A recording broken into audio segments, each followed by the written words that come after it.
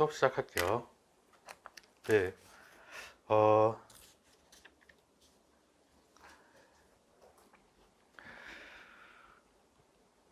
포드 이야기 조금 더 하기로 했었죠. 네, 세 개째 강의네요. 네, 강의 이제 세 개째고 경약, 네, 다른 분들한테 막 강의 들었다는 분들 계셔서 누구한테 들었는지 막 물어보고 하고 싶은데 그럼 너무 사적인 대화가 될 것 같아서 네, 경약 강사들 잘 고르셔야 됩니다. 왜 그러냐면은 경약 강의가 되게 웃겨요. 이게 제 얘기를 듣다 보면요, 약간 이런 생각 들걸요? 아, 저 사람 그냥 입 터는 거 아니야? 이런 이상한 생각을 할 수가 있어요. 그러면서 나중에 무슨 얘기까지 가는지 아세요? 아, 전문성이 떨어지는 것 같아요 라고 하는데요, 제가 전문성 있게 강의를 한 적이 있었어요. 한번 무슨 일이 벌어진지 아세요? 다 너무 힘들어해. 그러니까 전 나중에 무슨 생각이 드냐면, 아니 이것들이 재밌게 들어놓고 나중에 가가지고 딴소리를 하네, 막 이런 생각이 드는 거예요. 그럼 전문성 있게 한다 그러면 전문성이 진짜 있냐? 그것도 아닙니다. 왠지 아세요? 어, 이제 그 컨설팅 쪽 사람들은요, 그런 게 있어요. 몇몇 사람들 되게 이 사람은 막 약간 경제학에서의 밀턴 프리드먼 뭐 이런 것처럼 막 되게 쳐주는 막 이런 사람들이 있거든요. 그 중에 하나, 막 되게 쳐준다기보다 이 사람은 되게 업적을 세웠지라고 생각하는 사람이 이제 몇 명 있어요. 뭐 노나카 이쿠지로라든가 뭐 이런 사람도 있고, 아니면은 뭐 마이클 포터라든가 이런 사람들도 있고. 근데 그런 사람들이 이론을 이제 좀 보죠. 그런 사람들의 이론, 지금은 막 이렇게 전문적인 것처럼 뭐 마이클 포터의 뭐 파이포스 모델 막 얘기를 하고 이러는데, 세부 내용 깊게 들어가기 시작하죠. 그리고 뭐 페율 같은 경우도 지금 이 정도까지 이야기를 했는데 세부 내용을 깊게 들어가기 시작하죠. 그럼 거의 논문급이 나오기 시작합니다. 그게 전문적인 거예요. 그게 전문적인 거. 근데 그쯤 되면 이제 답이 없어요. 왜냐? 지금 여기 있는 내용들을 모두 다 부정하는 내용이 다시 나오기 시작해요. 그러면서 논쟁이 일어나요. 실증적으로는 이게 다 틀렸고 뭐가 어떻고 저떻고 이러면서. 근데 결국은 강의를 하는 에티튜드를 가지고 여러분이 판단하는 거거든요. 근데 제가 되게 재미없게 얘기하면 쪽 전문적이라고 착각을 하시더라고요.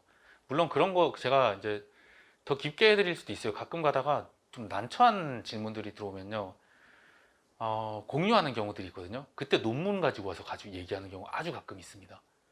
이런 논문의 내용도 있기 때문에 이럴 수도 있어요. 이렇게 해석하는 사람도 있고, 아마 이런 공부를 하신 분이 이런 문제를 내신 것 같아요 라는 얘기도 하기도 해요. 근데 그게 중요할까요? 그게 100명의 사람들 중에서 한 명의 교수가 그런 이야기를 하고 있는데 그게 근거가 이러이러한 이론에 의해서 이렇게 된다라는 게, 그러다 보니까 그것도 그냥 후려쳐서 이야기하는 거예요. 이런 입장에서 이렇게 얘기하는 사람이 한 명쯤 들어갔는데 이 사람 들어가서 문제가 아리까리하면 이렇게 푸세요라고 그냥 던지고 갑니다. 네. 어찌 됐든 간에 그래서 경영학이 깊게 들어가면 밑도 끝도 없이 깊어지는 학문인데, 얕게 들어가면 되게 얕아 보이고 우스워 보이다 보니까 무슨 일이 벌어지냐면요, 이거는 좀 웃긴 얘기인데요, 제가 강사 얘기하다가 얘기 나왔잖아요. 경영 강의 안 하던 분이야. 경영학과도 관계없어. 경영학과조차도 아니고 경영학이란 거를 시험을 쳐본 적도 없는 분이에요. 근데 강의를 하기도 해요. 진짜 그냥 입을 터는 거예요. 문자 그대로.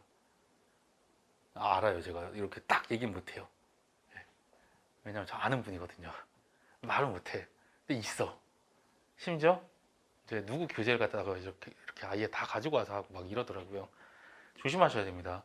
그냥 이제 말씀드리자면요, 제가 그래서 신뢰하고 존중하는 강사들은요, 여러분 문제집 고를 때 얘기해요. 제 문제집하고 어차피 그분들 문제집하고 내용 같아요. 왠지 아세요? 그분들도 본인의 실력을 알아. 그래서 기출문제만 가지고 갑니다. 실력이 있는 강사들은 다 기출문제 가지고 풀어줘요. 왜냐면 나의 위치를 알거든. 어떤 사람은 이거에 대해, 이 하나에 대해서 정말 알고 계신 분들이 문제를 만드는 거예요. 교양 문제 하나 만들 때 마케팅 전문가가 가서 마케팅 문제 두 문제 만드는데 3일 걸려요. 3일. 모든 걸 다 찾아가면서. 그런 문제를 우리 보고 뚝딱 그냥 한 10분 만에 만들려고 못 만들어요. 그러다 보니까 기출문제 가지고 가거든요. 회계사 쪽 강의한 사람 있죠. 회계사 쪽 강의한 사람들 위주로 가세요. 회계사 쪽 강의를 한 사람들이라든가, 혹은 하다못해 노무사 정도. 네. 어쨌든 간에 시장 파이가 크고 강의를 막말로 거지같이 했을 때 컴플레인이 세게 들어올 수 있는 곳들이에요, 여기가. 왜냐면 얘네들은 또 막 그 뭐랄까, 하여튼 막말로 막 스카이 애들 앞에서 막 뭐 말 잘못했다간요 작살 납니다. 네. 그러다 보니까 막 컴플레인도 심하게 들어오고 자기네끼리도 서로 막 개무시하고 막 이런 게 있어요. 학생들이 막 강사들 보고 가갖고 막 선생님 뭐 틀렸어요 막 이딴 식으로 얘기를 해버리고 막 진짜 학생이 막 강사 잡거든요. 이런 분위기다 보니까 여기서 살아남은 사람들은 잘해요. 근데 그게 아니면요 좀 애매합니다. 네. 왜냐면 막 문제집 강사 교재를 보는데 틀렸어 내용이. 틀렸는데 틀린 걸 가지고 틀린 강의를 하고 있어. 막 말을 너무 하고 싶어. 선생님 이거 잘못 가르치고 있고 이거 시험에 나오면 선생님 죽을지도 몰라요. 근데 시험에 나왔어 이번에. 작년이 아니라 예 그쵸. 시험에 7급에 나왔을 거예요 이번에. 이번 7급에 나왔을 건데 뭐 뒤에 보면 나와요. 뭐 일관성이 높으면 뭐 어쩌고저쩌고 해서 외적 기인 내적 기인 뭐 이런 게 나오는데 전 그래서 그 강사분이 안 죽고 살아있는지 너무 궁금합니다. 제가 인생을 걸고 공부하는 수험생이었으면 칼 들고 갑니다. 진짜. 그래서 제가 말씀드리는 거는 문제집 고를 때도요. 출처 불분명한 거 있죠. 무슨 편집부가 만들었다 뭐 이런 거. 그런 거 믿지 마세요. 물론 이제 우리 학원 거는 제가 다 만들었는데 편집부라고 이름 나갈 거예요. 그냥 이제 제가 강의하는 걸 저는 좀 이렇게 가명으로 하고 싶어하고 이걸 약간 캐릭터를 쪼개서 하고 싶어하는 경향이 있다 보니까 제가 변태라서 그런 거고 그거는 어쨌든 그래서 문제집 고를 때 여러분 다 알아요. 왜냐면 문제집 막 여러분 문제충이 그렇게 많은 거 압니다. 공무원 시장 문제충이 많아. 문제 많이 풀고 싶어하고 막 3,000문제 풀면 합격할 것 같고 이런 친구들이 있거든요. 그런 문제집을 제발 그래 고르는데 이상한 거 고르지 말라는 거예요. 네. 좀 유명한 데에서 유명한 사람이 쓴 문제집 고르세요. 네. 그 기준으로 제가 한 요 정도 얘기하는 거예요. 회계사 노무사 쪽에서는 강의한 사람. 네. 그리고 무슨 출판 편집부 뭐 연구소 뭐 이런 데서 만든 거 그 라면 받침으로 쓰세요. 집에 있으면. 네. 자, 잡담인 듯 여러분에게 피가 되고 살이 되는 얘기를 한 겁니다. 네. 누군가는 이미 샀어. 패기 넘치게 샀는데 환불하세요. 네. 예전엔 저한테 갖고 오면은 뭐 다른 문제집으로 바꿔줄게요 했는데 받았는데 다 쓰레기야. 그래서 욕하는 데만 쓰고 있어요 지금. 자 어쨌든 간에 그래서 다시 넘어가서 포드 얘기할게요. 잡담 그만하고. 시원하다. 다른 강사 까니까 재밌네. 네. 자 컨베이어 벨트 시스템으로 갈게요. 저 좋아하는 강사들 많아요. 근데 말을 못해. 이런 데서 말하면 다 글로 갈 거 아니야. 네. 근데 제가 더 재밌습니다 그 사람보다. 자 컨베이어 벨트 시스템의 등장. 컨베이어 벨트 시스템 잠깐만 얘기 다시 한 다음에 3S로 갈게요. 어쨌든 간에 그래서 테일러라든가 이런 사람들이 열심히 얘기했는데 정점을 찍은 게 포드예요. 생산량이 폭발해 버렸어. 왜? 가만히 있어도 막 일하라고 밀어붙이는 컨베이어 벨트 시스템이 돌아가다 보니까 네, 생산량이 폭발해 버린 거야. 그러다 보니까 임금도 많이 받고 사장님 좋은 거는 얘기도 안 해. 이제 관심도 없어. 개나 소나 차를 다 타게 해줬어. 저 가격으로 너무 좋아. 라고 하면서 어깨에 뽕이 쳐가지고 포디즘이라 그러면서 난 사회에 봉사하고 있는 거야. 돈 버는 게 아니야. 라는 미친 소리를 하기 시작해요. 이 아저씨가. 그러면서 자기 스스로 막 이야기를 합니다. 자, 내가 이걸 잘하게 된 거는 이러면서 사실은 3S라는 게 처음부터 3S를 만들어서 3S를 했을까? 자기가 성공하고 나니까 이론이 붙는 겁니다. 모든 건. 성공을 하고 나면 분석을 하면서 이론이 붙는 거예요. 그래서 이 컨베이어 벨트 시스템은 3S로 이루어집니다. 라고 이야기를 하고 있어요. 3S라는 원칙을 지켜야 되는데 원래는 막 명사 뭐 이런 스탠다다이제이션, 뭐 심플리피케이션, 스페시피케이션 이러는데 필요 없고 그냥 우린 이것만 알면 되잖아. 스탠다드, 심플, 스페셜라이즈. 막 명사를 안 바꿨습니다. 스탠다드야. 표준화, 표준을 맞춰야 되고요. 심플, 단순해야 되고요. 스페셜라이즈, 전문화가 돼야 된다는 겁니다. 표준화는 제품과 작업을 표준화시키는 거예요. 다 똑같이 만들도록. 그렇게 해서 효율성을 증대시킨다는 겁니다. 뭐 이런 거 없어요. 누군가가 와가지고 수류탄을 만드는데 나는 그립감이 좋아야 되니까 수류탄에다가 버클 뭐 이런 걸 좀 박아주세요. 징을 박아주세요. 아니면 수류탄 내가 손이 너무 작아서 그런데 수류탄 작게 만들어주세요. 그럼 네가 손을 키우시던가. 그런 거 없어. 표준화야. 무조건 같은 거 만들어내는 겁니다. 자동차도 뭐 커스터마이징 이런 거 없습니다. 똑같은 자동차야. 우리나라로 가면은 뭐 똑같잖아. 하얀 차면 하얀 차 그랜저 똑같이 들어가고 조금 옵션 달라지는 거잖아. 표준화예요 기본적으로. 그래야 많이 찍어낼 수 있단 말이에요 효율적으로. 그리고 단순화시키는 겁니다. 최대한 제품 구조를 단순화시키고 작업도 단순화시키는 거예요.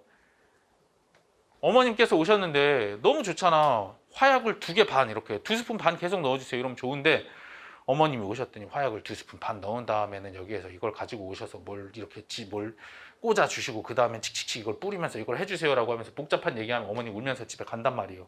단순화 시키라는 거예요. 쪼개서 여러 가지 작업을 쪼개서 단순한 작업들로 나열을 하고, 그리고 그 단순화된 작업의 전문가가 되도록 전문화를 시키라는 겁니다.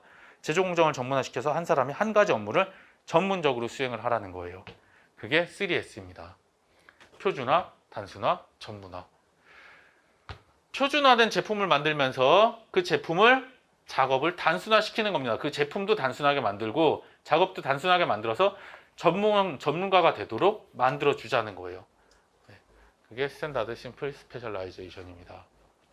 네, 이렇게 생각을 해주시면 되고요. 그 다음에 포디즘에 대해서는 이야기했죠. 기업 활동은 사회에 대한 일종의 봉사라고. 그리고 비판으로 심리적 인간은 심리적 요인을 고려하지 않고요. 사람을 사람 취급을 안 하는 겁니다. 그러다 보니까 죽어나가기 시작하는 거예요. 사람들이 죽어나가기 시작하고, 이제 이 정도 되면 마지막에 누구들이 들고 일어나느냐. 예술가들이 들고 일어나죠. 영화쟁이들이 들고 일어나가지고 이 시스템을 까기 시작한 거야. 이거는 문제가 좀 있는데 라고 이야기를 하면서, 그래서 나왔던 게 모던 타임즈예요. 모던 타임즈 보면 어떤 거 나오냐면요. 오늘 지금 같은 때는 이게 뭐라고 그러지? 이 영화 아마 아주 문제가 됐을 건데, 나사 쪽에는 작업을 하나? 뭐 이런 바퀴 돌리는 일을 하나 그래요. 그래서 찰리 채플린이 계속 이걸 하다 보니까 밖에 나와서도 이 작업밖에 못하는 거예요, 손으로. 그래서 밖에서 어떤 여자분이 단추가 엄청 큰 옷을 입고 있는데 그 단추를 계속 돌리는 거야. 지금 그거 하면 딱 3초 만에 잡혀갈 텐데, 뭐 그런 영화예요. 근데 이제 그게 뭐 이상한 그런 게 아니라 이 찰리 채플린이 뭐랄까 그걸 얘기를 하고 싶었던 거지. 이 사람이 이제 기계화돼서 이런 행동밖에 못하는 사람이 되어버렸지 않냐라는 이야기를 하는 거예요. 사람을 사람으로 안 보고 기계로 보는 거에 대해서 비판을 하기 시작하고, 무수히 많은 사람이 죽어나가니까 포드의 생산 증대 이후의 시대로 넘어가서 메이유와 레슬리스 버거라는 사람이 12페이지 잠깐 가서 이야기하는 거예요. 인간관계론이라는 걸 이야기를 하면서 사람을 이제 좀 생각할 때가 됐다. 생산은 이 정도면 할 만큼 했지 않냐. 멈춰 좀. 이 정도면 개나 소나 그래. 그놈의 자동차 너네가 원하는 만큼 타니까 이제 좀 사람에 대해서 돌아볼 때가 된 것 같아. 라는 이야기를 하고요. 그와 더불어서 우연의 일치로 어떤 일이 발생하냐면, 호손 공장이라는 곳에서 실험을 하는데, 이 실험을 하면서 의외로 사람이 돈 때문에만 움직이는 건 아니네라는 걸 깨닫게 해주는 이런 사건이 벌어져요, 실험을 하면서. 그래서 그 부분에 대해서 이야기를 잠깐 하려고 하는데, 그 전에 OX 체크 문제 한 번만 풀어보도록 할게요. OX 체크 문제 잠깐만 시간 드릴 테니까 한번 풀어보실래요? 1, 2, 3, 4번 푸세요.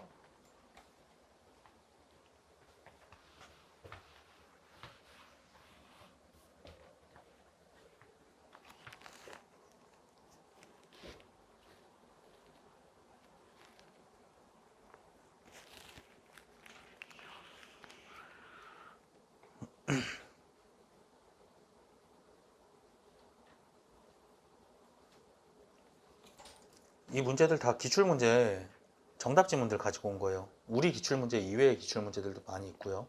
네.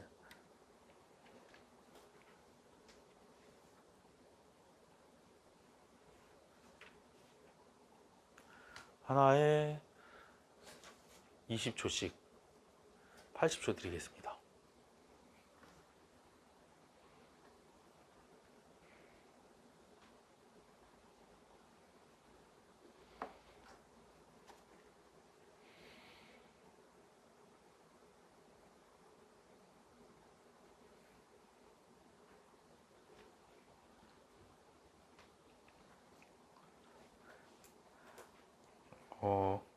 풀게요. 80초 드리고 싶은데 그거 아세요? 제가 이 텀을 길게 하면요, 동영상 강의하면서 편집을 하셔요. 근데 제가 약간 그런 게 있어요. 왠지 미안해요. 편집하면 이거 또 클릭 해야 되잖아. 그러다 보니까 자꾸 떠들어 막. 네. 저 막 문제 풀려고 그러고 떠들고 그러면 왠지 안 자를 것 같아서 제가 되게 소심합니다. 어쨌든 그래서 금방 그냥 풀 수 있을 것 같아서 이야기해 볼게요. 정답은 다 X예요. 다 틀린 얘기하고 있습니다. 1번부터 볼게요. 베버의 관료제에서는 매뉴얼을 통한 수평적 평등을 중시하였다고 하는데 아니죠. 수평적 평등 없습니다. 이런 거. 수직적이요. 평등 얘기도 안 해요. 수직적이고 경직된 관계가 특징이죠. 평등성 강조 안 해요. 네, 틀린 얘기고요. 베버의 관료제 하에서는 부분 간의 상호 유대 관계가 깊어지는 게 아니라 관심이 없다 그랬죠. 남 이사 뭘 하든 그쪽에선 그런 거고 우린 이렇습니다라고 이야기를 한다 그랬잖아요. 그다음 3번 포드의 컨베이어 벨트 시스템은 전문화를 통해 다양한 제품이 아니라 소량의 제품을 소량이 아니라 소품종의 제품을 네. 다양한이 아니라 소품종의 제품을 한 가지 제품이라고 해도 되겠죠. 극단적으로는 한 가지 제품을 대량 생산하게 되었다. 그리고 페이올은 작업 행동에 대한 과학적 분석이라고 그랬는데 과학적 분석은 누가 했죠? 테일러가 했습니다. 네, 과학적 분석이란 말이 나오면 테일러라고 기억해 주시면 돼요. 테일러는 작업 행동에 대한 과학적 분석을 통해 효율성을 추구하였다라고 기억해 주셔야 돼요. 네. 그 다음으로 가서 이제 포드의 생산 증대 이후의 시대에 대해서 이야기를 좀 해볼게요. 심리적인 요인이나 인간에 대한 고려가 전혀 없음을 비판하면서 반대의 움직임이 등장을 한 건데요. 근데 호선 공장 실험부터 먼저 이야기를 좀 해볼까? 호선 공장이란 데에서요. 처음 시작은 똑같아요. 어떻게든 좀 뽑아내 보려고 어떻게든 좀 뭐랄까 그 노동자들 한번 좀 쥐어 짜내려고 어디까지 이제 실험을 하기 시작하냐면요. 조명 밝기를 시험을 시작을 합니다. 이 조명이 밝으면 너무 밝으면 또 눈이 부셔서 잘 안 되거든요. 일을 하는데 그러다 보니까 또 너무 어두우면 눈이 침침하잖아. 적절한 밝기가 어떤 걸까? 어느 정도 밝기로 해야 쥐어 짜내서 생산량을 늘릴까? 갈 때까지 간 거지. 환경까지 이런 걸 막 쥐어 짜내는 걸 생각을 하니까 조명의 밝기와 생산성의 관계를 측정하려고 했는데 이상한 일이 벌어집니다. 상식선에서 벌어지면 안 되는 일이 벌어져. 좀 어둡게 해볼까? 어두워졌어. 여전히 열심히 잘해. 더 어둡게 해볼까? 이쯤 되면 이제 거의 뭐 어두워서 못할 것 같은데 이런데 사람들이 미친 것 같아.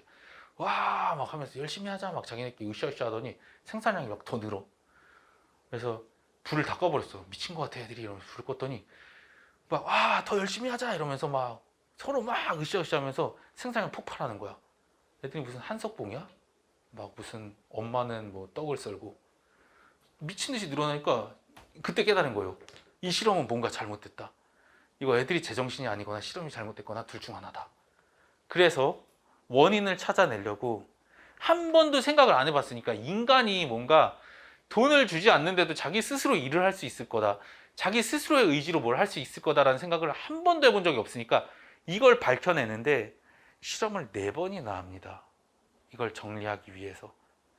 그래서 두 번째 실험을 하면서 계전기 조립 실험이라는 걸 합니다. 로터리 실험이라 그러기도 하는데 뭐 계전기 실험을 하고 계전기 조립자를 대상으로 실험을 하고 그 다음에 면접 실험을 하고 그 다음 배선 작업 실험을 합니다. 네. 근데 제가 이걸 하나씩 읽어드린 이유는 최악의 시험 문제가 이런 걸 물어봅니다. 2차 실험은 계전기 실험이었다. 계전기 조립 시험이었다. 여러분 공대분들은 계전기 뭔지 아세요? 전 계전기 봐도 항상 보는데 이게 계전기인가 그냥 이러고 말아요. 이제 공대 출신 학생이 되게 한심하던 듯이 저를 보더라고요. 선생님 계전기 같은 게 그렇게 어려워요 이러는데 계전기, 로터리 이런 거 모르겠어요. 어쨌든 간에 외웠습니다 저는. 조명 실험 다음에 조립 실험, 계전기 조립 실험이고 그 다음 면접 실험이고 그 다음 배선 작업 실험이었거든요. 이게 시험에 나왔어요. 왜 나온지 잘 모르겠어요. 도대체 이걸 통해서 뭘 얻고자 하는 건지 이 시험이. 네. 미친 듯이 공부해서 다 외운 친구를 붙여주겠다 뭐 이런 거예요. 어쨌든 간에 시험에 나왔기 때문에 한번 말씀드리는 거고요. 그 다음에 2차 실험으로 가서요. 계전기 조립자 대상으로 실험을 했는데 이게 뭐였냐면은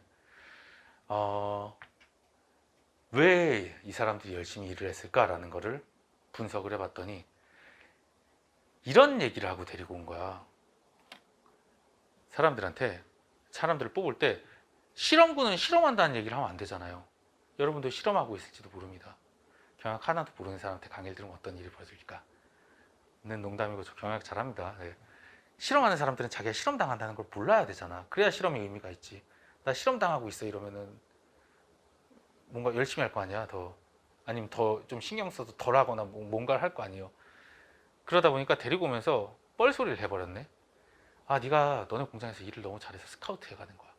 근데 얘는 일 잘하는 애 아니거든. 오씨, 잘못 뽑았나? 날 왜 데리고 가지? 이런 생각을 하면서 돈 많이 준다니까 일단 왔어.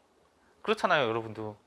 여러분한테 여러분이 너무 일을 잘하실 것 같아서 여러분을 군무원으로 특별 채용해서 데리고 가겠습니다. 이러면 여러분 거기서 저는 일을 못 하는데요. 저를 뽑아가지 마세요. 이럴 사람 아무도 없잖아. 데리고 갔어. 데리고 갔는데 가서 사람들이 지켜보는 거야. 실험을 해야 되니까. 저 멀리서 지켜보는 게 뭔가 느껴졌어. 시선이 느껴져. 그럼 무슨 생각이 드냐면 내가 일을 열심히 한다고 데려왔으니까 내가 일을 하는 걸 보는 건가? 신경 쓰이네, 열심히 해야지라는 거예요. 이거를 호손 효과라고 합니다. 그 카페에서 공부 많이들 하잖아요. 지금은 좀 못하지. 못하는데 카페에서 일을 하는 게요. 백색 소음에 대한 이야기도 하거든요. 그런 뭔가 분위기가 이런 잘 되는 집중되는 이런 공간들이 분명히 있다. 그리고 백색 소음 얘기도 하고 한 공간에서만 하면 잘 안 되고 이런 얘기하는데 그 중에 하나 큰 게요. 뭐냐면 호손 효과라고 부르는 게 있어요. 이건 심리학 쪽에서 더 많이 다루는데 이게 설마 시험에 나올까? 나올 수도 있을 것 같아요. 우리 시험은 미쳤으니까. 호손 효과라고 부르는 건 뭐냐면요. 남들이 내가 뭘 하고 있는 걸 보죠? 그럼 더 잘해. 더 열심히 해. 어처구니 없게 저희 사무실에서 제 자리가 어딘지 아세요? 제 자리가 문 딱 열고 들어오면은 저 뒤에 문 있죠. 문 딱 열고 들어오면 내 모니터가 보이는 자리가 내 자리야. 일단 다른 직원들이 거기 아무도 안 앉으려고 그래서 그냥 내가 그 자리 아까워서 앉기도 하는데 거기 있으면 뭐가 좋은지 알아요? 뻘짓을 안 해. 남들이 내가 뭐 하는지 다 알거든.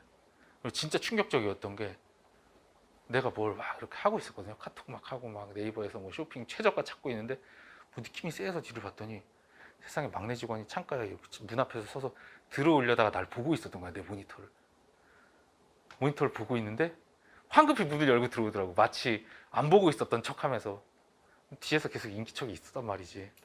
근데 그런 게 신경이 쓰이니까 일을 더 열심히 해. 누군가가 보고 있으니까. 카페에서도 그래요.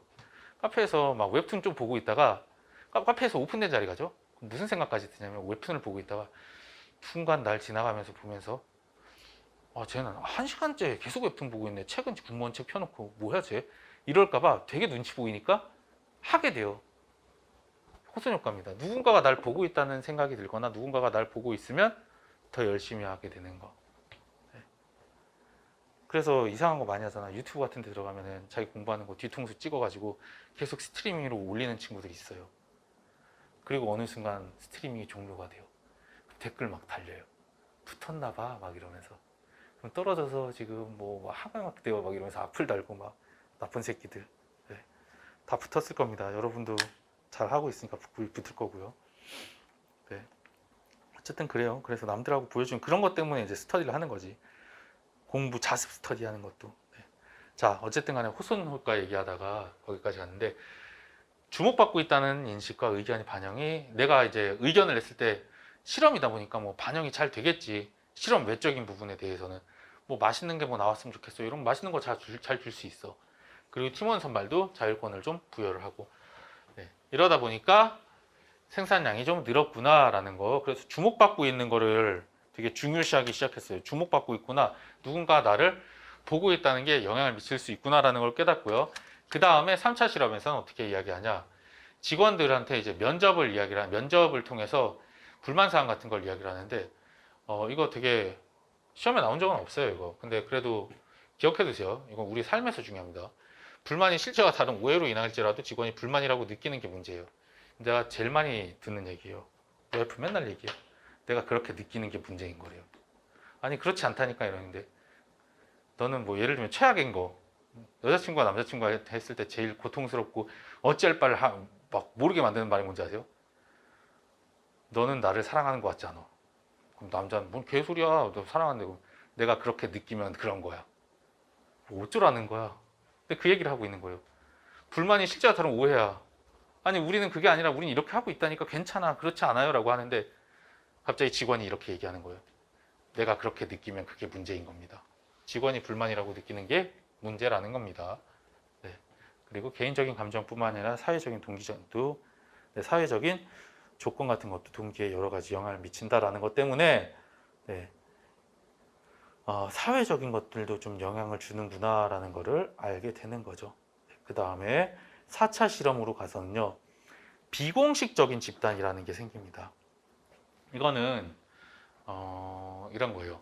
일을 또 되게 안 하는 친구들이 생기더라는 거죠.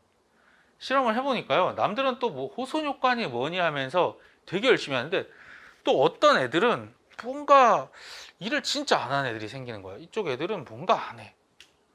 그리고 오히려 더 안 하는 것 같아. 왜 그러지? 라고 알아봤더니 이런 애들이 생긴 거예요. 매트릭스의 빨간 약을 먹은 거지. 얘네들은 깨달은 거야. 왜 이걸 하지?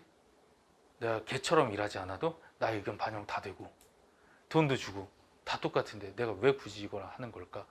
그냥 적당히 한 다음에 저녁에 그냥 애들하고 맥주나 먹으러 가가지고 맥주 한 잔 먹고 재밌게 놀다가 집에 가서 그냥 기숙사에 와서 놀러 왔다고 생각하고 놀면 되는데 라는 걸 깨닫고 비공식적인 집단이 생긴 거예요. 술 모임이 생겨가지고 야 그냥 대충 하고 빨리 가서 그냥 맥주나 한잔 하자. 그리고 맥주 한잔 하고 다음날 뭐 숙취 있으면 그냥 적당히 해도 아무도 뭐라고 안 해. 걔네들 보고는 있는데 별로 뭐라고 안 하더라. 비공식적인 집단이 생긴 거예요.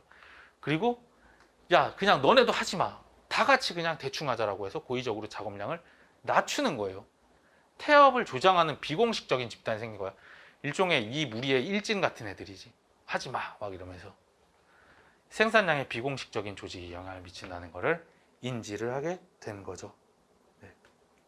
그래서 호손 공장 실험에서는요,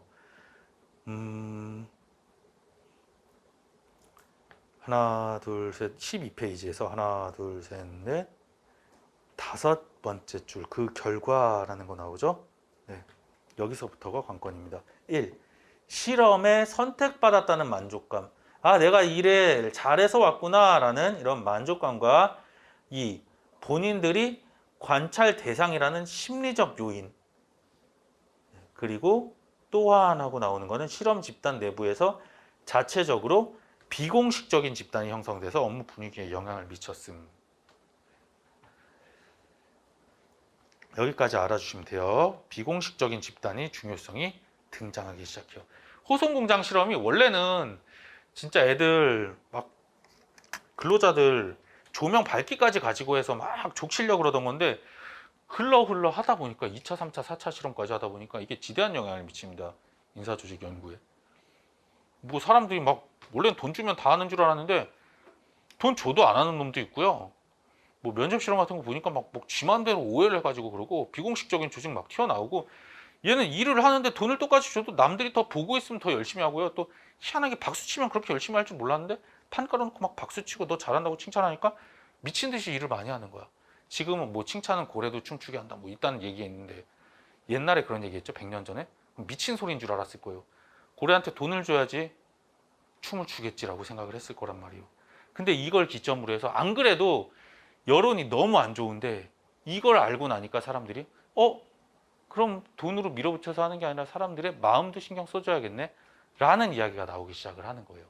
그러면서 메이오와 레슬리스 버거라는 사람이 하버드에서 인간관계론이라는 거를 만들어내기 시작하는 거예요. 12페이지에 맨 위에 의의에 나옵니다. 네.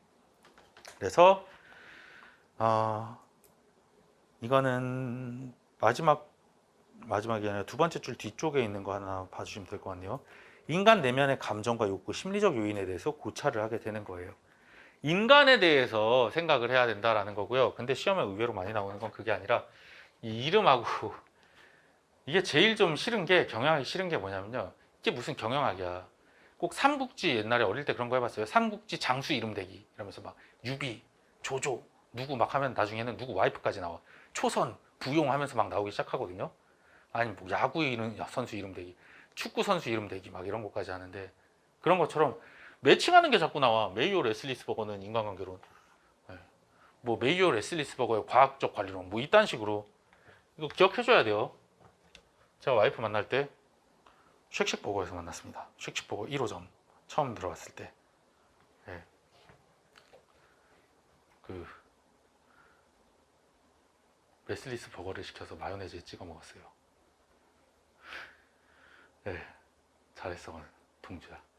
이대로 가자. 네. 원래는 지금 못해가지고 뻔뻔하게 말을 못해서 막 뒤돌아서서 말하고 그러거든요. 웨슬리스 버거에 마요네즈를 찍어 먹으면서 인간관계를 만드는 겁니다. 쉑쉑버거 가면 마요네즈에 찍어 먹으라고 주는 게 아니라 그 밀크쉐이크가 시그니처입니다. 거기는 공부하면서 스트레스 받으시면요 뭐라도 풀어야 돼요. 먹는 걸로 푸는 게 제일 좋습니다. 솔직히 말씀드리면. 왜냐면 저도 직원들 뽑거나 할 때 되게 웃긴 게, 저 옛날에 회사 처음에 신입사원 입사했을 때 저 어떻게 뽑힌지 아세요? 스트레스 받으면 뭐 하시냐고 물어봤을 때 다른 직원들 되게 멋있는 얘기 하는 거예요. 전 잠깐 명상에 빠집니다. 뭐 이런 친구도 있고, 잠깐 산책을 하면 괜찮습니다. 이러는데 저는 스트레스 받으면 먹는데요. 이랬더니 뽑으면서 절 뽑았어요. 뽑고 한 얘기가, 야, 스트레스 받을 때마다 산책하면 그냥 계속 산책해야 될 걸, 이러는 거예요. 맞아요. 저희 직원 중 한 분이 스트레스 받으면은 그 우리 회사 앞에 있는 냇가를 걷는 친구가 있는데, 자꾸 냇가를 걸어. 계속 1시간씩 걷고 와요. 힘듭니다. 뭐라도 취미를, 그러니까 되게 효율적인 취미 만드세요. 저는 카페에서 공부하고 그랬었거든요. 지금은 이제 안 되니까 너무 아쉽긴 한데, 카페에서 공부하는데 나중에 가면요 시험 한 일주일 전에는요 이 카페에서 하다가 저 카페로 옮겨서 하고, 저 카페에서 그 카페로 가고 막 돌고 돌아, 한 3군데를. 어떻게 보면 뭐 돈질을 한 거지. 근데 어떻게든 공부를 해야 되니까. 네, 그래서 뭐 먹는 걸로 풀든지 뭐로 풀든지 뭔가 스트레스를 푸세요. 아니면 뭐 몰아보게 할 수 있는 드라마 말고 매주 한 편씩 나오는 드라마를 보든 간에. 왜냐면 여러분, 기간이 길어요. 이거는 얘기 잠깐 세지만 얘기합니다. 기간이 되게 긴데요. 이게 문제가 뭐냐면요, 지금은 또 공부를 안 해요. 지금 제 강의 듣고 막 하죠. 막상 근데 나중에 안 할걸요 또. 그러다 보니까 제가 늘 하는 얘기가, 지금 이 시점부터 막 몰아서 달려서 하려고 그러면 한 일주일 하고 말아요. 차라리 나는 뭐 얼마 이후에는 노는 한이 있더라도 이때부터 이때까지 열심히 하고 보상을 주란 말이야. 이때 뭘 해야지 라든가. 그렇게 꼬박꼬박 해주셔야 됩니다. 저 아는 분 중에서 술 먹고 뭐 먹고 다 하다가 40 붙은 분이 있었어요, 형님이. 근데 진짜 이거 하나는 다 지키대. 아침 9시부터 매일매일 저녁 8시까지는 계속 공부를 해요. 월, 화, 수, 목, 금, 토, 일 쉬지 않고 계속 하더라고요. 그렇게 한 3년인가 했어요. 3년 만에 40 붙으면 엄청 빨리 붙은 거거든요. 그리고 그때 이분하고 술도 많이 마셨어요, 이 형님하고. 근데 9시 이후에 마시지. 그리고 죽도록 마시진 않아요. 왜냐면 이분은 9시에 나가야 되니까, 공부하러. 이거 꼬박꼬박 지켜주면, 하루에 뭐 5시간만 공부해도 꼬박꼬박 지켜주면 돼요. 그리고 멘탈 안 부서지면 되고. 그래서 그게 조금만 잘 지켜주시면, 그리고 네, 그러면 된다고 생각을 해요. 그리고 이제 시험을 치셨던 분들도 계신 것 같아요. 그래서 그냥 말씀드리자면요, 이 시험은 언젠가 되는 시험입니다. 그 언젠가가 내년이 되게 하는 게 우리 목표인 거고요. 네. 그래서 혹시나 이제 나는 좀 너무 막 좀 마음이 불편하다, 힘들다, 이런 분들은 스트레스 받지 마시고 어떻게 보면 좀 편하게 가셔도 됩니다. 왜냐면 실력 어디 안 가. 기존에 있던 실력이 어디 안 가기 때문에 거기다 조금만 쌓으면 되는데, 아쉬운 점은 그런 분들은 합격할 점수가 제일 좋은 건 문 닫고 들어가는 건데 넘쳐서 들어가는 게 좀 아쉽겠죠. 이 시험 1등 한다고 해갖고 뭐 내가 원하는 지역으로 보내주는 건 아니잖아. 그게 아쉬운 거죠. 1등 하는 사람들 성적순으로 뭘 쫙 세워가지고 뭘 해준다 그러면 그분들 도움 되겠지. 근데 그래서 지금 처음 시작하는 분들 입장에서는 문 닫고 들어가는 게 목표입니다. 최대한. 문 닫고는 아니지만 어쨌든 안정권으로 들어가는 게 목표인 거고, 혹시나 공부를 조금 더 하셨던 분들은 망해도 붙을 정도가 되면 돼요. 저도 그 지경으로 가서 붙었거든요, 시험을. 저는 세무사 자격증 라이센스가 있긴 해요. 이제 그쪽은 뭐 그냥 날라가 있는데, 거기는 이제 직원들이 알아서 굴러가는 데고. 근데 그 라이센스 같은 경우도 마지막 시험에서 어쩌다 보니까 1점 차로 딱 떨어졌어요. 총점 1점. 네, 총점 1점으로 떨어졌었는데, 마지막 시험에는 어떻게 했었냐면요, 그래서 와, 이건 진짜 망해도 붙겠는데 이 정도가 돼버린 거예요. 그래서 배 아파서 화장실을 갔다 와가지고 뭐 온갖 난리를 다 쳤는데 붙었어. 고득점으로, 그것도. 근데 진짜 그때는 막 짜증나더라고요. 와, 이 지경으로 시험을 쳤는데도 붙네, 이러면서. 말인즉슨 1년을 허비했다는 거지. 근데 그게 좀 아쉽긴 하지만 어쨌든 간에 여러분, 그 시험을 그렇게 되면 아쉽잖아요. 근데 어쨌든 지금 시험을 쳤던 분들대로 어쨌든 그걸 목표로 해야 되는 거고요. 네. 뭔 얘기하다 그렇게 됐지? 계속 흘러가다가 얘기가 나왔는데, 어쨌든 시험 잘 보실 겁니다. 네. 내가 모니터링하고 있다 싶다. 내 말을 어떻게 이렇게 흘러가는지. 자, 그래서 메이오 레슬리스 버거의 인간관계론 얘기하다가 흘러나왔는데, 네. 자, 결론은 이거 두 개 외우셔야 됩니다. 매칭해서. 레슬리스 버거를 마요네즈에 찍어 먹는데, 그러다가 먹는 걸로 풀어야 된다는 얘기를 하면서, 그런 얘기를 했구나. 네. 쉑쉑버거 한번 가보시란 얘기예요, 결론은. 공부하다가 잘 안 되시면은. 네. 그래서 그런 얘기하다가 넘어왔고요. 이거 꼭 외우셔야 돼요. 레슬리스 버거를 메요네즈에 찍어 먹으면서 인간관계를 만들어 나간다. 시험 나오면은 여러분 욕하면서도 그렇게 다 풀어요. 마요네즈다 이러면서.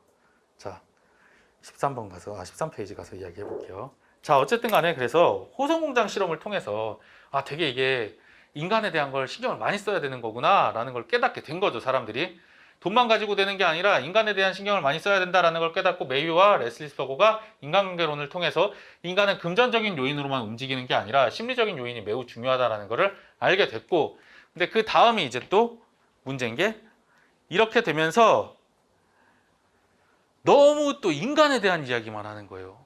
중간이 없어. 이전에는 조직, 일 열심히 할 수 있는 인간 없는 조직이었어요. 일만 시키더니 이제는 인간 얘기만 하고 있는 거야, 인간관계론에서는. 그러다 보니까 행동과학이라는 게 나오기 시작하는 거예요. 행동과학은 네 번째 줄에 나오죠. 행동 자체를 과학적으로 분석해야 한다라는 거예요. 행동과학이 그 인간관계론 쪽에서 튀어나오다 보니까 이때 사조에서 약간 뭐랄까 그 시기를 비슷하게 해서 튀어나오다 보니까 꼭 이렇게 이야기를 해요. 행동과학 이론은 인간의 내면 감정과 욕구, 심리적 요인에 대해서 고려한다. 뭐 이런 식으로 인간관계론인 척하는 문제들이 나오거든요.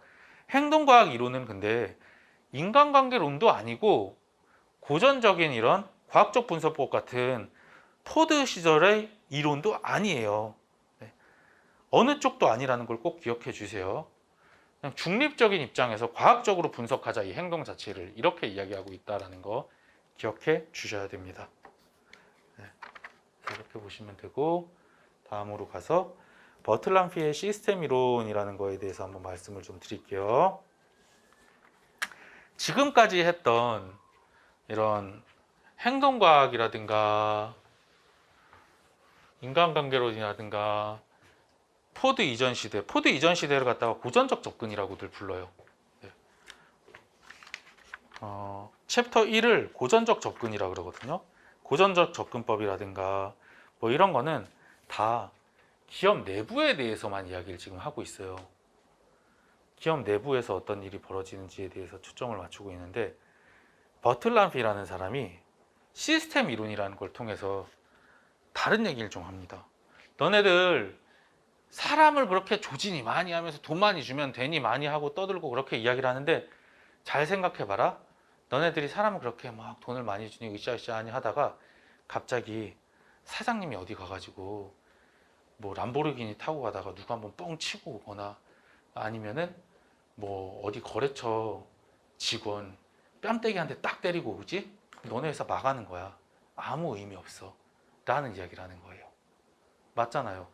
둘이서 근로자랑 사장이랑 아무리 으쌰으쌰 해봤자 다른 무언가를 우리가 대처를 못하면, 아니면 그게 아니더라도 사회적인 분위기가 뭐 윤리적인 뭔가 판매를 해야 되는데, 윤리적인 이런 장사를 해야 되는데 너네들 그러지 못하잖아. 그럼 망할 거야 라든가 여러 가지 외부적인 요인들을 우리가 고려를 하지 않으면 우리 사업은 망할 거야, 너네가 잘 안 돼 라고 이야기를 하고 있는 게 시스템 이론이에요.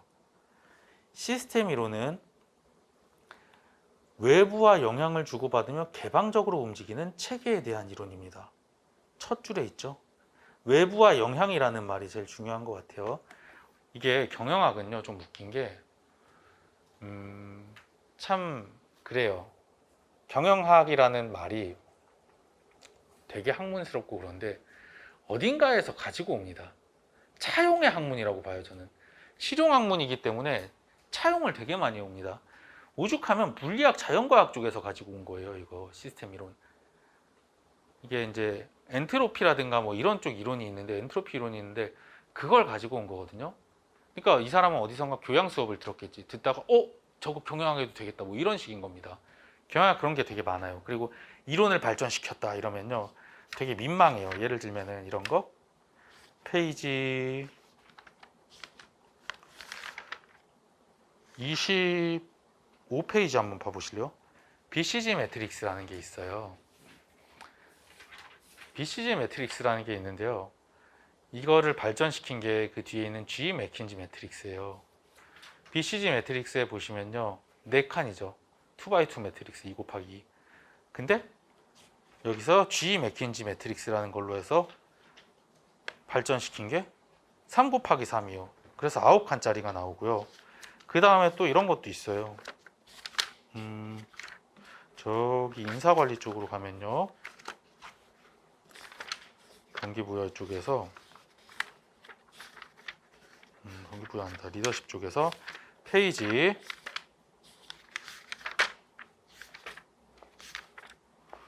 153페이지 보실래요? 153페이지 보시면요. 뭐 오하이오 대학 연구 뭐 이러면서 네모칸 쫙 나오거든요. 여러분 이거 조심하셔야 됩니다. 시험 이거 다 외우셔야 돼요. 아이오와 대학 연구, 리커트 대학, 미시간 대학 연구, 오하이오 대학 연구 이거 매칭 다 하셔야 돼요. 되게 귀찮은 일인데 어쨌든 간에 제가 도와드릴 거고요. 이걸 갖다가 발전을 시킨 게 오하이오 대학에서 2x2인데 9x9, 99 81개짜리 칸으로 만든 거예요. 154페이지 보면 블레이크 머튼의 관리 격자 이론 여기 쓰여 있죠. 블레이크 머튼은 오하이오 대학 연구를 더욱 세분화해요. 다 이딴 식이라니까. 경영학은요 조금 웃겨요. 어떻게 보면은 남의 걸 가지고 와서 얘는 2 곱하기 2네 난 3 곱하기 3으로 만들어야지.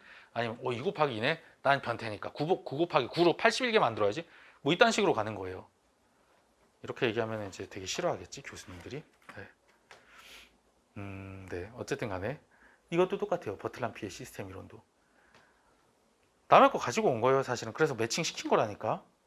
물리학하고 자연과학에서 출발한 이론이라고 하는데 내가 생각하기에 교양 강의 듣다가 이제 가지고 온 것 같아. 사회과학하고 경영학 쪽에서 이제 접목이 됐는데 기업이란 시스템은 내부 조직이 아니라 외부와도 영향을 주고받는다라는 얘기를 하고 있는 거예요. 당연하죠. 요새 윤리적인 소비 뭐 이런 이야기 나오고 아니면 사장님이 뭐 직원 뺨 때리고 하면 내부적인 일이지만 그거 꼴 보기 싫으면 안 되고 유튜버들이 뭐 뒷광고했다가 걸리면은 그 뒷광고 준 회사도 망하는 거고 여러 가지가 많잖아. 그래서 외부 환경과도 끊임없이 교류하고 영향을 받는 개방적인 시스템이다라는 거 알아두셔야 돼요. 자, 시스템의 유형 2가지로 나뉩니다. 폐쇄 시스템과 개방 시스템. 그리고 우리가 알아둬야 될 건요. 두 번째 줄이 아니라 양괄호 2의 시스템 유형에 써 있죠. 기업은 개방 시스템에 해당한다. 기업은 개방 시스템이란 걸 무조건 알아두셔야 됩니다.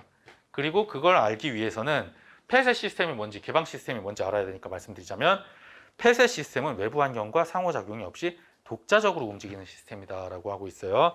그리고 프로그램 신호체계라 그러는데 이렇게 얘기하면 못 알아들어. 너무 어려워. 그냥 얘는 예시를 신호등이라고 봅시다. 폐쇄 시스템의 얘는 신호등이야. 신호등은 어때요?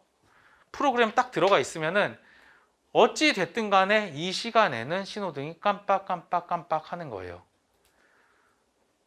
뭐 예를 들면 대통령이 지나가도 신호등을 조작하지 않는 이상 뭐 10초 후에 녹색불이 된 다음에 그래요. 30초 후에 녹색불이 된 다음에 10초 깜빡깜빡 하다가 다시 꺼지고 또 30초 후에 변하고 10초간 깜빡깜빡 한다. 이게 계속 가는 거잖아. 뭐 시위가 일어나든 대통령이 지나가든 지 앞에서 교통사고가 일어나든 신호등은 지 알아서 지갈 게 가는 거야. 마이웨이야 얘는. 근데 사람이 하고 있다고 생각을 해봐요. 사람이 거기서 이렇게 신호를 하는 게 아니라 수신호를 하고 있는데 사고가 났어. 그럼 어떡해요? 저기 사람이 죽어가고 있네. 그래. 어쨌든 노란불, 어쨌든 파란불, 어쨌든 빨간불 이러겠어요? 아니면 대통령이 지나가. 아니면 누가 와서 나 뺨을 때렸어. 나한테 침을 뱉었어. 그럼 내가 그냥 덤벼들겠지. 신호등하고 사람은 다르단 말이야. 그게 개방 시스템이라는 거예요. 개방 시스템은 외부 상호작용을 필요로 하는 시스템이에요. 외부에서 투입물을 받아들이고 프로세스에 따라 변화시켜서 다시 산출물을 내놓는다라는 겁니다. 개방 시스템은 외부와 영향을 주고받는 거고 대부분의 생명체가 그렇죠. 공격을 받으면은 공격을 받는 대로 반응을 하고 기업도 그렇다는 거 알아두세요. 그래서 기업은 개방 시스템에 해당한다라는 거 꼭 알아두시고 그 다음 개방 시스템의 특징에 대해서 한번 말씀을 좀 드려볼게요. 네.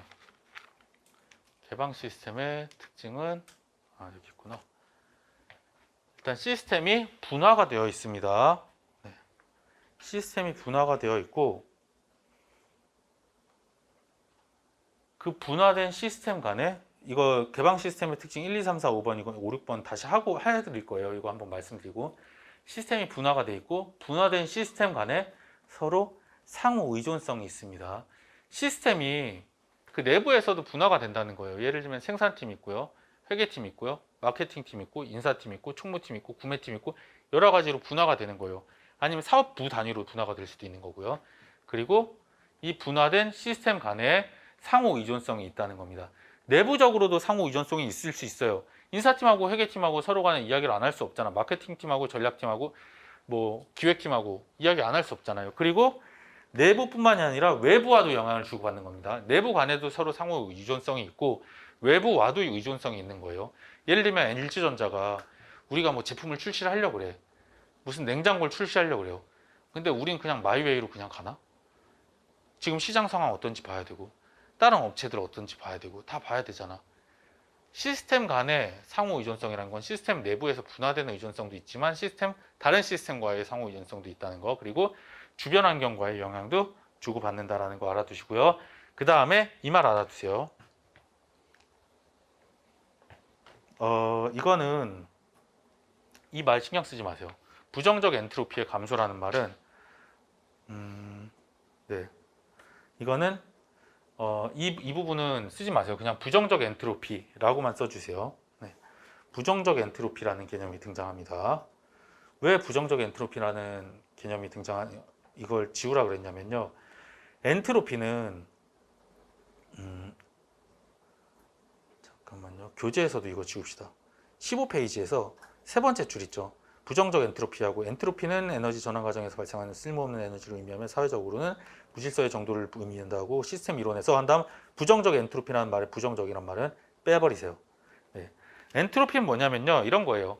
우리가 나이 들면은 막 눈이 침침해지고 먹으면 막 소화도 잘 안 되고 갑자기 뭐 40대가 넘어가면 뭐 배가 나온다더니 뭐 아무리 열심히 살아도 뭐 이런 얘기하고 그러다 사람이 골골 앓다가 죽잖아요. 이런 거예요. 뭔가 고인물은 썩게 마련이라고들 하잖아요. 이런 거. 내가 뭔가 시간이 지나면 내 몸이 이상해지고 안 좋아지고 기업도 시간이 지나면 뭔가 문제가 생기고 시간이 지나면 부정부패가 생기고 비효율이 생기고 하는 것들 있죠. 그게 엔트로피라는 겁니다. 엔트로피는 에너지 전환 과정에서 발생하는 쓸모없는 에너지를 의미하며 라고 하는데 이런 거죠. 우리가 밥을 먹었어요. 밥을 1000칼로리짜리 밥을 먹었으면은 1000칼로리만큼 우리가 일을 하나? 아니란 말이에요. 쓸데없는데 에너지가 다 새. 열도 나고 뭐도 하고 하면서 그런 거 얘기하는 거예요. 에너지 전환 과정에서 발생한 쓸모없는 에너지를 의미하고 사회학적으로는 무질서의 정도로 의미한다 라고 이야기를 하는데요. 자, 어쨌든 그래서 기업이 가만히 있으면은 이렇게 무질서가 늘어나기 시작한다는 거예요. 시스템 이론에서는요. 그래서 이런 엔트로피는 시간의 흐름에 따라 붕괴되거나 소멸되는 나쁜 걸 의미합니다. 그래서 이렇게 뉘앙스를 가지고 가세요. 엔트로피 나쁜 거예요. 나쁜 거. 썩어 없어지고 막 이런 거. 고인물이 썩는 거. 이런 뉘앙스예요. 그냥 편하게 쓸게요. 썩는 거. 이런 걸 의미하는 거예요. 그러면 부정적 엔트로피는 뭐냐? 부정적 엔트로피는 역 엔트로피라고도 하고요. 네게 엔트로피라고도 하고 뭐 여러 가지로 이야기를 하고 있는데 네거티브 엔트로피의 의미겠죠. 네게 엔트로피라고도 하고 뭐 여러 이름으로 부르는데 이거는 엔트로피의 반대 개념인 거예요. 그래서 고인물이 썩으니까 뭐라 그래요? 정치 같은 경우는 뭐 정당에 뭐 새로운 뭐 이런 물을 뭐 이렇게 수여를 한다. 뭐 청년층 그래서 계속 정치 하는데 막 참여시키고 하는 이유가 그런 거예요. 고인물은 썩습니다. 그러다 보니까 계속 새로운 흐름을 만들어 줘야 되는 거예요. 외부에서 개방 시스템에서는 하고 나오죠. 하나, 둘, 셋, 넷, 다섯 번째 줄에 개방 시스템에서는 환경으로부터 에너지를 유입받아 시스템의 붕괴를 막고 성장 발전시킬 수 있다. 이거를 역엔트로피라고 하는 거예요. 그거 아세요? 이게 괴담인지 진짜인지 잘 모르겠어. 정주영 회장 얘기 괜히 얘기했나? 뭐 상관없어요. 괴담이니까. 젊은 사람 피를 진짜로 수혈을 받았단 말이 있었어요. 그냥 내가 병원을 가서 나 몸이 멀쩡한데 가면 내 피를 빼, 일부를. 그리고 20대에 정말 건장하고 튼튼한 나랑 혈액형이 맞는 친구의 피를 나한테 수혈을 해주는 거야. 흡혈귀도 아니고. 이거 이렇게 외부 개방 시스템에서 에너지를 유입받는 데는데 자꾸 그게 생각나는 거예요. 처음에 어릴 때 공부하고 그거 꿈을 꿨어. 내가 그 병원에 실려가서 이제 세브란스 병원에 갔는데 정주영 회장이 어떻게 생겼는지도 몰랐는데 나 혼자 상상을 했던 것 같아. 회장님이십니다 막 이러면서 갑자기 내 피를 빼가는 거야. 내가 공부를 너무 해서 망상에 사로잡히기 시작했나라는 생각을 했었는데 어찌됐든 간에 그건 좀 극단적인 이런 상상인데 그런 겁니다. 외부에서 수혈을 해오는 거예요. 젊은 피를 수혈한다는 게 그런 거죠. 네. 그리고 외부에서 뭔가 충격이 와야 내부에서 단결을 하고 거기에 대해서 뭔가 지켜내기 위해서 반응을 합니다. 그걸 항상성이라고 해요. 항상성은 면역을 말하는 거예요. 면역체계. 네, 면역체계라고 그냥 써주세요. 외부에서 시스템이 외부에서 위협을 받았을 경우에 이걸 회복하고 극복하기 위해서 유지하는 활동이 더 활발해져요.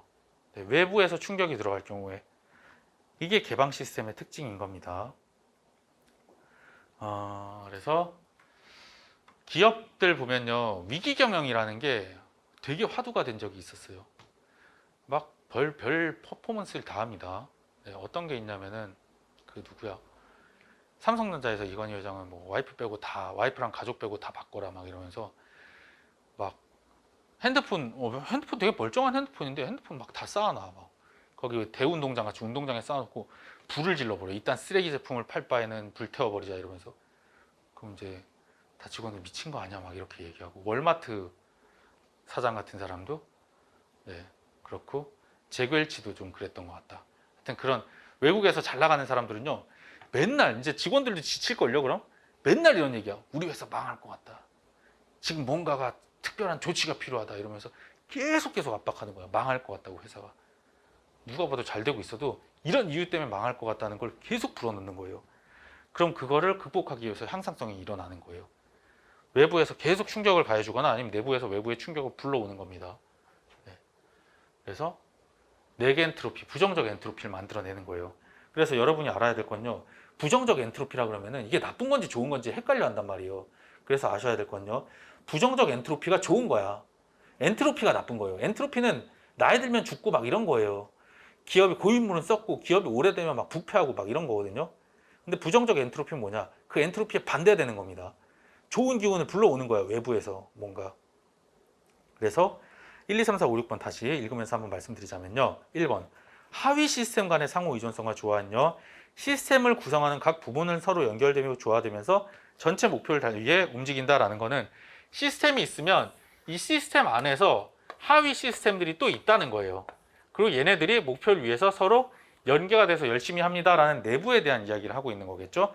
그리고 2번 알아두셔야 될게요.